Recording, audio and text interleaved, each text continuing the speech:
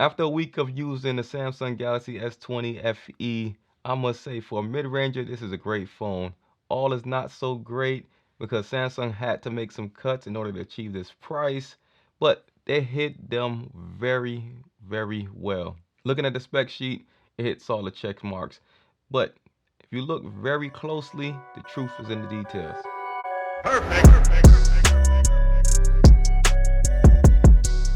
Let's start with the design. The design matches well with the rest of the S20 lineup, but instead of a glass back, it chose to go with a plastic back. The plastic back looks and feels great. Not as great as the glass back, but it is definitely still high quality. It doesn't feel like a cheap phone.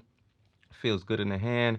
I feel like the size of the phone is really great and it's comfortable to use. I don't feel like I know it's a cutback using the plastic over glass, but for me, I think it's solid and it really helps out a lot with the fingerprints. Also, this cloud mint color hits. It hits really, like, it looks really good. Like, looking at the phone, I'm still impressed with the contrast between the cloud mint and like this dark blue color.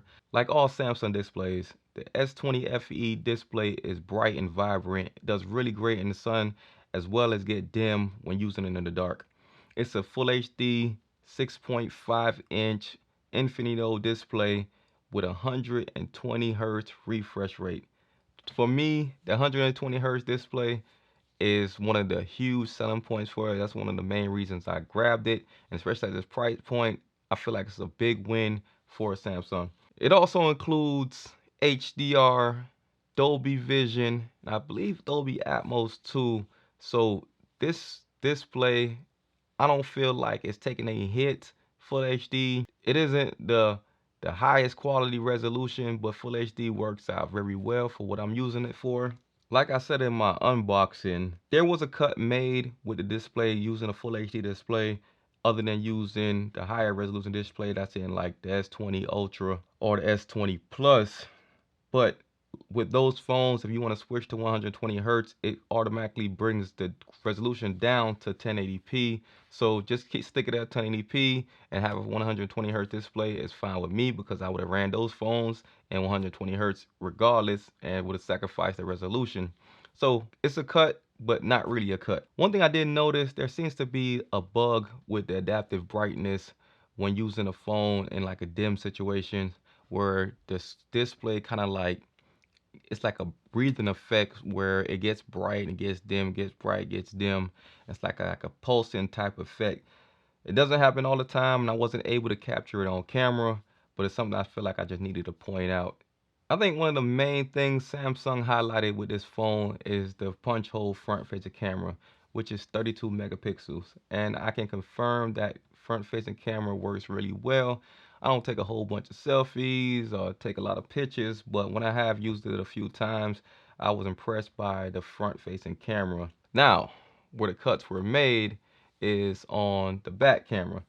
If you look at the phone, you will see it still has that square design, square housing for the cameras on the back, but all these cameras has a lower megapixel count than the S20 Plus or the Ultra. These are only a 12 megapixel wide, ultra wide, and I believe the telephoto is only 8 megapixels, which don't seem that impressive for a camera in 2020 to have only 8 megapixels. It still has the 30x zoom. I think I've used that a whole 0 times of owning this phone. The quality's not that great, and I'm not trying to zoom on anything that close.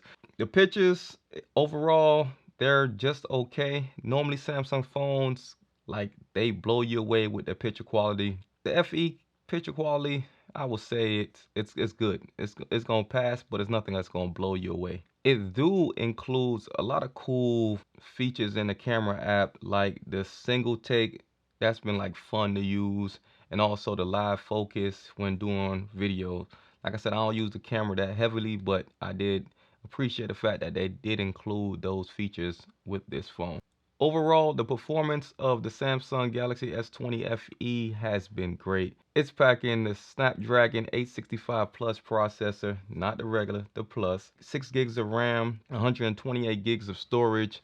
And for me, I feel like the only cuts that was made for the FE is with the RAM. The RAM being only 6 gigs, I feel like Samsung phones need as much RAM as possible because One UI is a resource hog, and it really takes a lot to run One UI because Samsung throws in like so many features that's like running, and it takes up a lot of usage. And I kind of noticed a performance hit with the 120 hertz display. It kind of like stutters when you're scrolling through things. And also, it just don't seem as fluid as using like the OnePlus 8. It's like the closest thing I could compare it to in this price range is the OnePlus 8. The OnePlus 8 has a 90 hertz display, and it just seems a little smoother on the OnePlus 8 than on the S20 at 120 hertz, which is very odd. To me, I don't think it comes down to a specs thing. I just think it's just One UI.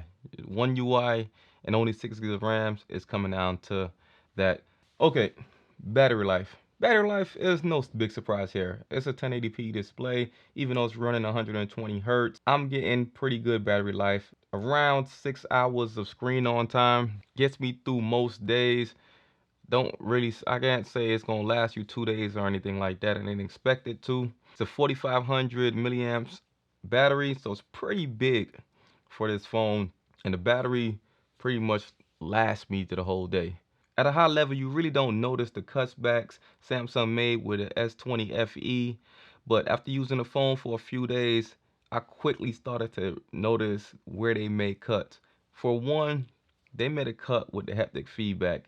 It is pretty weak. It's almost non-existent. Using any other phone, like typing on the keyboard, you get a really nice subtle haptic feedback. Typing on the S20 FE is so weak that you don't even feel like it's there. I think the biggest thing that caught me off guard is the fingerprint scanner. I thought I was tripping at first, but I was using the phone at night and I noticed that there was a bright light shining when I went to unlock the phone, and I was tripping out like, why is this light shining? So I tried it again. I'm like, yo, a light is really shining. So I went back and looked at some of the details, and what did I notice is that Samsung is not using their ultrasonic fingerprint scanner where it sends out a sound wave and reads your fingerprint. Instead, it's using an optical scanner where it shines a bright light to read your fingerprint. It's not as fast as the optical scanner on the OnePlus. It's not as fast as the ultrasonic scanner, and it misses a lot. I mean, a lot. There's only a few times where I just hit it one time and it opens. So, and if it's not missing, it registers really slow. So I think they cheaped out with this fingerprint scanner and the FE, and they hid that. I think that one they hid well because there's no mention of that. I guess they didn't mention either that they use an ultrasonic scanner, but it said in displays fingerprint scanner, but they just failed to mention that it's optical. I know I'm ranting about this fingerprint scanner, but there was one more thing about the fingerprint scanner that this kind of annoyed me, is you're only able to register 3 fingerprints. I normally register at least for my 2 thumbs as well as both index fingers, and I most of the time register my thumb twice because it helps out with the accuracy, but only being able to register 3 fingers, I don't get it. I don't understand the limitations there. I'm kind of clueless as to why you're only able to register 3 fingerprints, but only being able to register 3 fingerprints really annoys me. Like, that really annoys me. All right, my last gripe with the S20, the lack of phone cases. I love the way the phone looks, but I carry my phones with a case, a nice clear case. I always rock on all my phones. And for whatever reason, I don't know if Samsung forgot to give these case makers the memo or something about release date, but at the time of recording this video, at the time of release of this phone, there's like no cases you can order on Amazon. Like all of them like has a ship date of like late October, and the only way that I had to find a case for this phone was going inside of a T-Mobile store and getting a case. That felt so odd. I haven't bought a case from inside of a store since early 2000s. That felt really weird. To wrap this up, Samsung put out a really good phone at a very competitive price with flagship specs. They hid their cutbacks really well, and to the average person, they would probably never notice and will never think twice about it. Anyway, thanks for watching. This is Joe. That was another Joe Tech Talk. Subscribe and catch me in the next one. I'm out.